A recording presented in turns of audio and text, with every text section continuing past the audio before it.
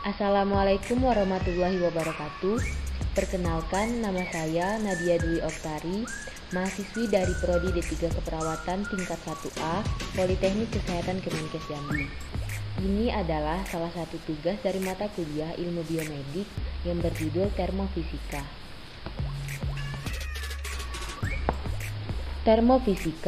Termofisika adalah ilmu pengetahuan yang mempelajari dan menjelaskan sikap zat di bawah pengaruh kalor dan perubahan-perubahan yang menyertainya.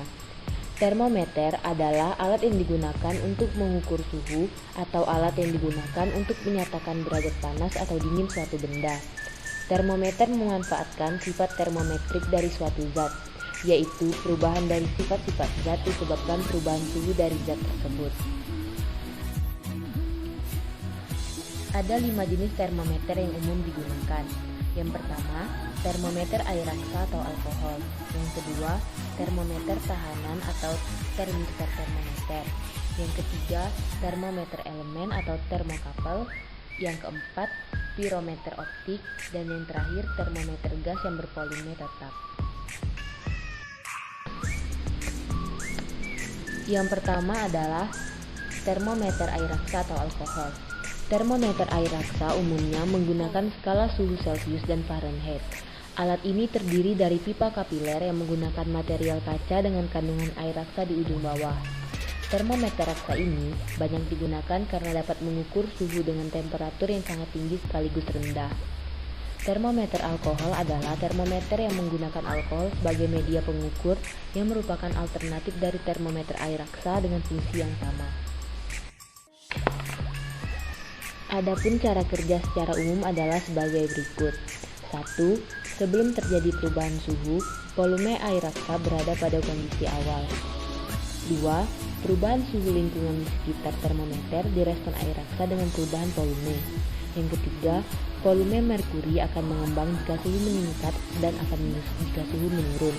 Yang terakhir, skala pada termometer akan menunjukkan nilai suhu sesuai keadaan lingkungan.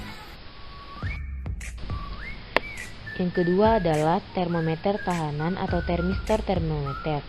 Termistor adalah alat atau komponen atau sensor elektronika yang dipakai untuk mengukur suhu. Prinsip dasar dari termistor adalah perubahan nilai tahanan atau hambatan atau weerstand atau resisten. Termistor yang lebih kecil berbentuk bit dengan diameter mulai dari 0,15 mm hingga 1,5 mm. Termistor juga bisa dalam bentuk disk dan washer yang dibuat dengan menekan bahan termistor di bawah tekanan hingga ke dalam bentuk silinder datar dengan diameter dari 3 mm hingga 25 mm. Prinsip kerja termometer tahanan. Prinsip kerja termistor dipengaruhi oleh resistensi yang bergantung pada perubahan suhu. Resistensi pada termistor dapat diukur menggunakan ohometer. Jika hubungan yang tepat antara perubahan suhu terhadap pengaruh resistensi termistor, maka dengan mengukur resistensi termistor sehingga dapat menurunkan suhu. Seberapa besar perubahan resistensi tergantung pada jenis bahan yang digunakan dalam termistor. Hubungan antara suhu dan resistensi termistor tidak terjadi secara linier.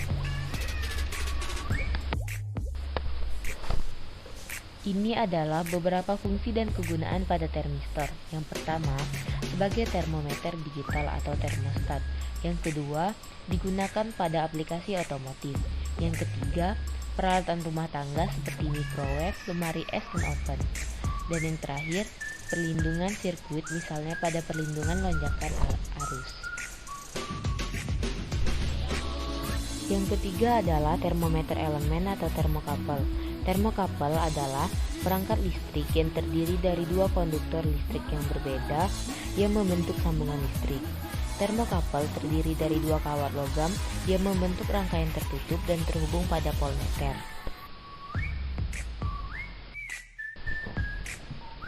Prinsip kerja termometer termokapel. Prinsip kerja termokapel secara sederhana berupa dua buah kabel dari jenis logam yang berbeda ujungnya. Hanya ujungnya saja disatukan atau dilas.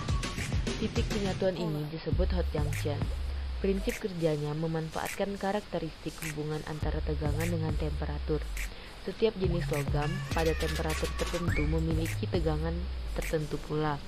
Pada temperatur yang sama, logam A memiliki tegangan yang berbeda dengan logam B. Terjadilah perbedaan tegangan kecil sekali milivolt yang dapat dideteksi.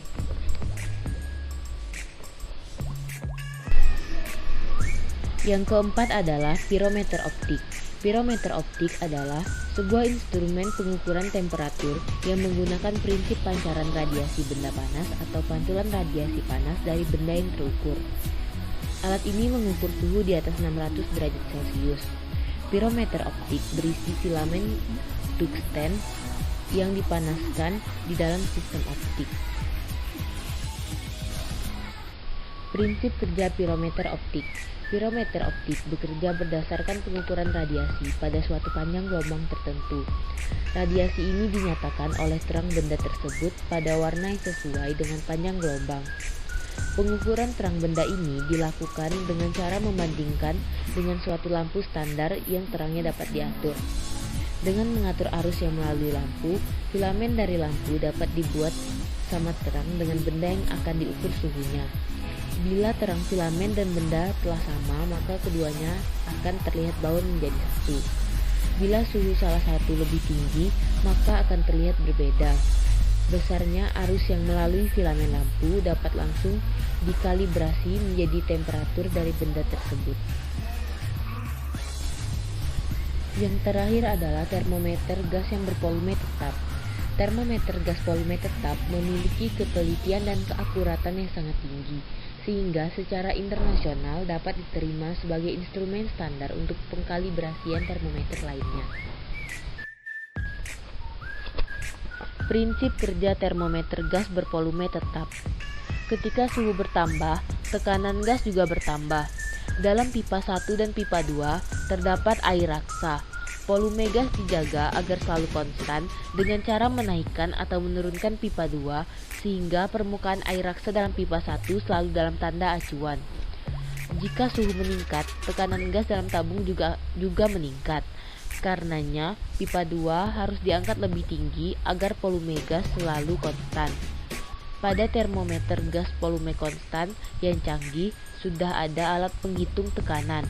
Wadah yang berisi gas juga sudah dirancang agar gas selalu berada dalam volume yang tetap. Jadi, yang diukur hanya perubahan tekanan saja.